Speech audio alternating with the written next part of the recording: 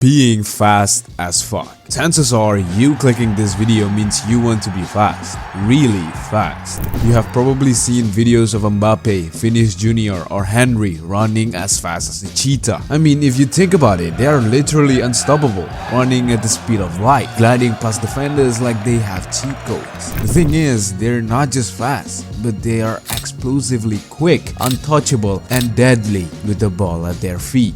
But here's the crazy part. Despite being the fastest man in history, even Usain Bolt struggled to run fast in football. You'd probably think that a world champion sprinter would dominate, but instead he struggled to keep control and got beaten by defenders. So what makes Mbappe, Vinicius or Henry different than the world champion runner? In this video, I am going to take you step by step through the ultimate speed training program, covering everything from explosive acceleration, unmatched stamina, and bulletproof injury prevention. But that's not all. I'll also break down the science behind elite recovery and optimal nutrition, so you can train at your highest level every single day. Whether you're looking to dominate on the field, leave the defender in the dust, or simply become the fastest and most resilient version of yourself, this is the blueprint that you need. So sit back, relax, take notes, and most importantly, enjoy the video. Before we actually get into the training and all sorts of things, let's talk about what being fast is all about. Being fast means high speed. Obviously, speed is a result of force application and neuromuscular efficiency. According to Newton's second law of motion, which says force equals mass times acceleration. So the essential key for being faster is increasing force output and improving mechanical efficiency. Not only that, sprinting consists of two main phases. The first one being the acceleration phase, which is from where you start until 30 meters. And the second one is the max velocity phase, where it's about more than 30 meters and when you reach top speed. Now, you might think, why is this very important? Well, in football, which consists of sharp and agile movement, acceleration plays a very dominant position because most sprints are short bursts of 5 to 20 meters, requiring explosive power rather than prolonged speed. This is probably why Usain Bolt couldn't really strive in football, as Bolt's power is in a straight distance running with minimal kind of short burst. Research shows that soccer players accelerate an average of 30 to 40 times per match, making quick, powerful movements far more frequent than long-distance high-speed runs. Acceleration is primarily driven by ground reaction force, which is how much force an athlete applies into the ground and stride frequency, both of which can be improved through strength training, plyometrics, and sprint mechanics drills. Now that you know which is more important, let's get into the specific training. Be sure to take notes. To understand the training system more clearly, we need to break down what the human body needs. The human body relies on three primary energy systems to produce the ATP, which stands for adenosine triphosphate, which is needed for muscle contractions. The three primary energy systems are the ATP-PC system, the anaerobic galactic system, and the aerobic system. If you don't know what each of them means, it's okay, cause I'll leave a document down in the description so you can read it later. Each of the three primary energy systems plays a really unique role, depending on the intensity and duration of the activity. Now that we know the three primary energy systems, let's start with the training. The training consists of three main workout groups, which are strength training, plyometrics, and isometrics. If you want more detailed information, please check the document down in the description below. We'll also include a no equipment training program. Now let's start with the first one. Strength training. Strength training consists of 6 main exercises that train different muscle groups. The exercises are: first, trap bar deadlift for leg power and spring strength, Bulgarian split squats for single leg explosiveness, Nordic hamstring curls for bulletproof hamstring and preventing strains, Romanian deadlift for strengthening the posterior chain, calf raises for improving ankle stiffness and overall explosiveness through the calves, and last but not least, the classic old plank for improving the core. Keep in mind that these do require equipment and some experience in the gym, so if you do not have any equipment or never did train before, then please follow the beginner no equipment program in the document in the description down below. For the second one, we have plyometrics training. This training consists of 5 different exercises without any equipment. The exercises are: first, broad jumps for explosive acceleration, squat jump for overall leg explosiveness, lateral jump or bound for agility, tuck jumps for explosive jumps, and lastly, split lunge jumps for single leg explosiveness.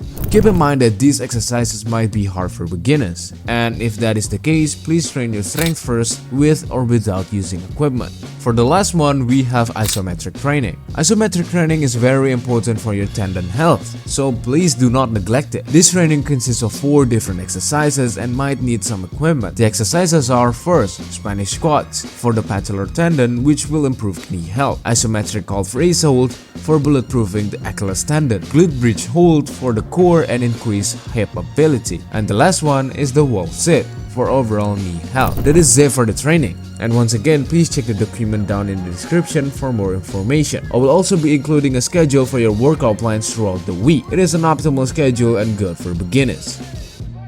Enough talking about the sprinting training, now let's move on to the stamina training. Remember the 3 primary energy systems in the human body that we talked about in the previous chapter? Well, the energy system that is based on stamina are the anaerobic galactic system and the aerobic system. These 2 control the endurance and the recovery in each sprint. That is why it is very important to train both of them. Let's start with the first one first, the anaerobic galactic system. The goal of training this system is to improve the ability to sustain repeated sprints and resist fatigue from lactate buildup. There are 3 simple but hard exercises. These exercises are also going to be in the document, so be sure to check it out. These exercises are: first, HIIT, or stands for high intensity interval training, to build anaerobic capacity and increase lactate threshold. There's a bunch of HIIT workout in the internet out there, just pick one and be consistent with it. Next is the repeated sprint training. This exercise is very simple. Just start by doing sprint for around 6 to 7 sets or times, with each set doing 30 seconds to 1 minute of sprinting, then rest for about 2 minutes. For the last one, we have small-sided games. Just join your typical mini football event to try managing your stamina and tolerate acidosis. Now, for the second one, we have the aerobic system. The goal of training this system is to improve oxygen efficiency, enhance fat oxidation, and speed up recovery between sprints. There are 3 simple exercises for this system training. These exercises are: first, low-intensity jogging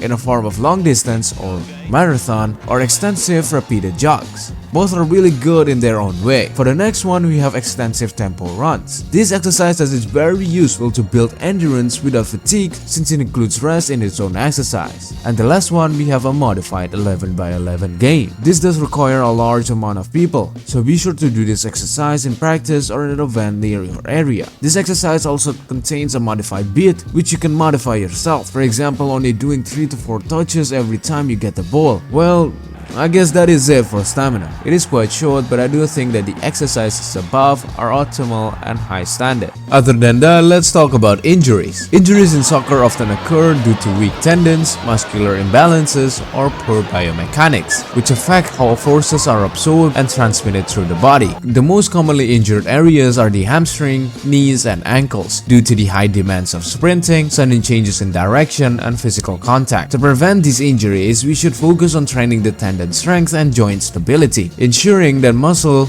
ligaments, and tendons can handle the stresses of the game. Let's start with the first one, the tendon strength. The key exercises for tendon strength are isometric holds, such as Nordic hamstring curls, held at midpoint to prevent hamstring strains, Spanish squats, held for 30 to 45 seconds to strengthen the patellar tendon, and single leg calf isometrics to reduce Achilles injuries. There are also eccentric training methods, such as the slow descending Nordic curls, Romanian deadlift with a 3 to 5 second lowering phase, and ATG split squats. These exercises will by far enhance tendon resilience by increasing stiffness and reinforcing the posterior chain. That is enough for the tendon strength. Let's get started with joint stability. Joint stability ensures that movement occurs efficiently under high intensity load. The knee and ankle must be stable enough to handle cutting, landing, and contact forces, reducing the risk of ligament damage. There are 3 main exercises to strengthen your joints. These exercises are single leg balance drill with perturbation to enhance ankle control, Bosu ball squats to strengthen stabilizer in the knees and ankles, and lateral hops with a landing hold to improve control after cutting. That is it for injury prevention. Be sure to check again in the document and study it. This is surely one of the most important topics for you to progress faster. Recovery and regeneration is also the key to progressing in a faster way. There are 3 important components you need to know, which are sleep, hydration, and also nutrition, which plays their own unique roles. Let's start with the first one, sleep. During deep sleep, the body releases growth hormone and testosterone that drive muscle repair and tissue regeneration. regeneration. This makes deep sleep very important, meaning you have to do 8 to 10 hours of high quality sleep for vital recovery and injury prevention. Being hydrated is as important as sleep, since mild dehydration can significantly reduce your own performance, sabotaging your own growth. Neuromuscular function is maintained by electrolytes such as sodium, potassium, and magnesium, so be sure to stay hydrated at all time. Last but not least, we got nutrition. Nutrition is very important. You need to consume 1.6 to 2.2 gram of protein and 3 until 5 gram of carbohydrates per kilogram of body weight every single day to repair your muscle and also build muscle. The intake also vary on your own goals, so be sure to do your own research about it, especially about calorie deficit and calorie surplus. There is also an additional product that might be helpful, which is the creatine monohydrate. It is kind of dangerous in my opinion, so before you take it, please do your research and be careful about it.